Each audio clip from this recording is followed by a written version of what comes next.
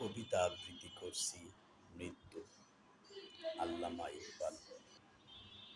বেঁচে থাকতে 2 মিনিটের জন্যও কেউ বসেনি আমার কাছে, অথচ আজ দেখো সবাই আমার কাছে সারিবদ্ধ হয়ে বসে আছে।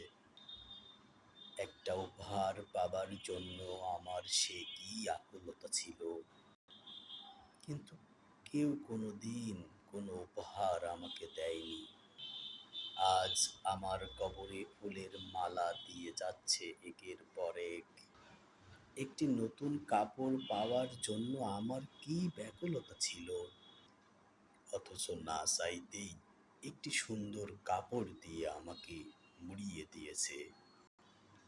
একটা সময় কেউ আমার সাথে 2 কদম পথ হাঁটতেও রাজি ছিল না, কিন্তু আজ সবাই দল বেঁধে আমার সাথে হেঁটে চলেছে।